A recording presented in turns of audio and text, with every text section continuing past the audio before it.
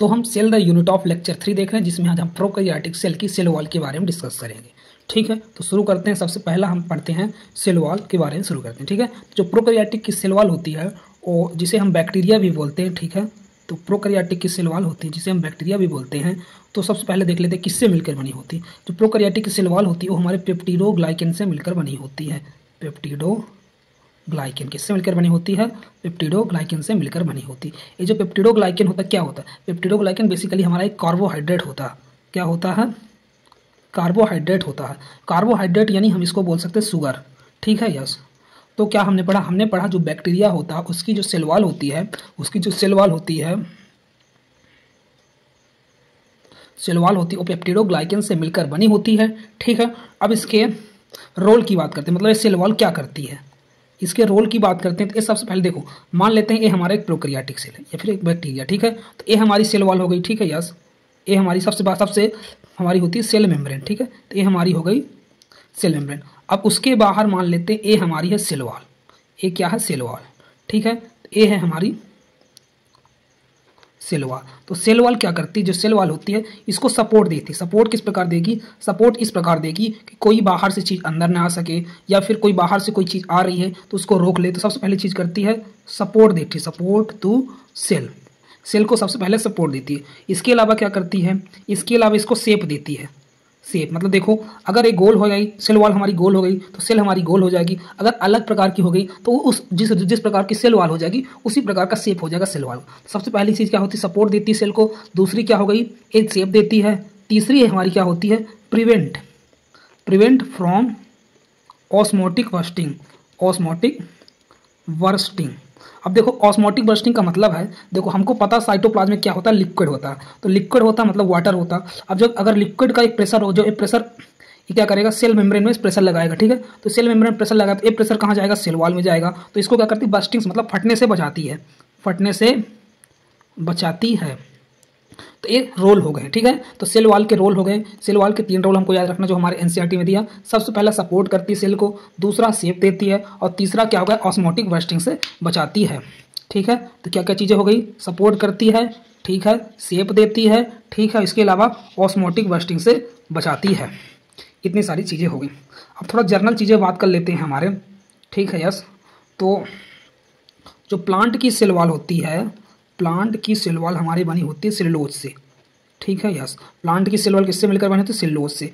और हमारी जो फंजाई की सेल वॉल होती है, फंजाई की जो सेल वॉल होती है वो किससे मिलकर बनी होती है? काइटिन से मिलकर बनी होती है।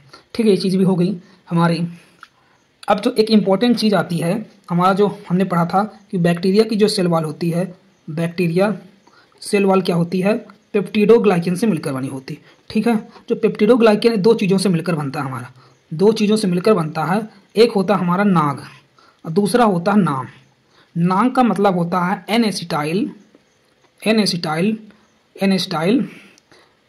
ग्लूकोसेमाइन।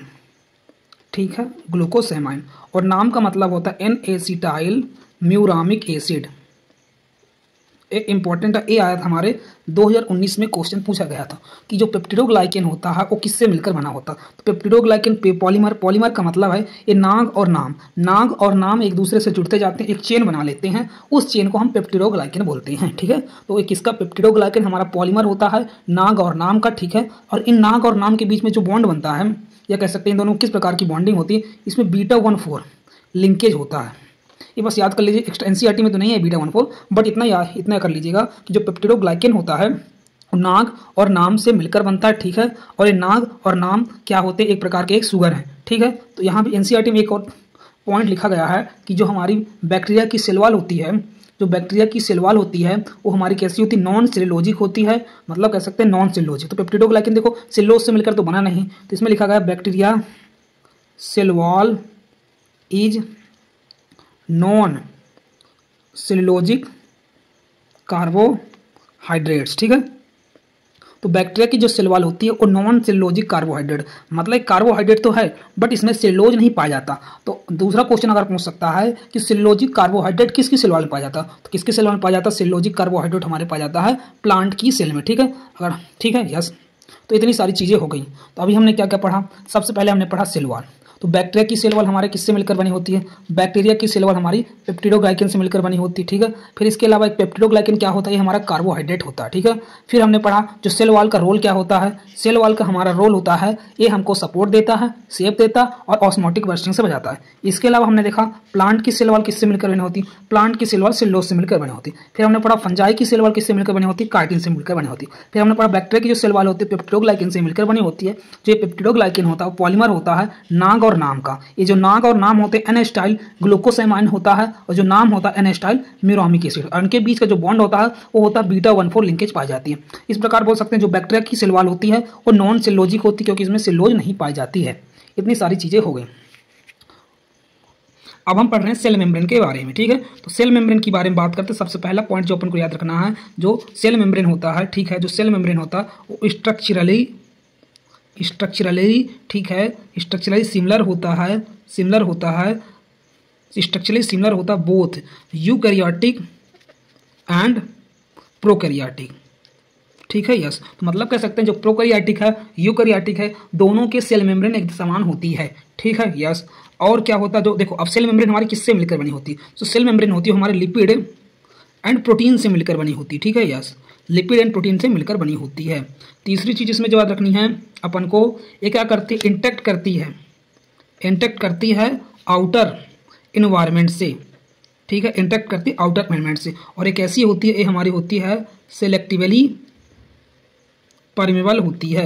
सिलेक्टिवली परमेबल का मतलब है कि कुछ चीज़ों को ही अंदर आने देती है जो सेल के लिए इंपॉर्टेंट है, ठीक है। तो सेल मेम्ब्रेन के बारे में बात हो गई। सेल मेम्ब्रेन हमारी कैसी होती है, स्ट्रक्चरली सिमिलर होती है, चाहे यूकैरियोटिक चाहे प्रोकैरियोटिक हो, ये लिपिड और प्रोटीन से मिलकर बनी होती है, इंटरेक्ट करती है आउटर इन्वायरमेंट से, और स्ट्रक्चरली कैसी होती है, सिलेक्टिवली परमेबल होती है।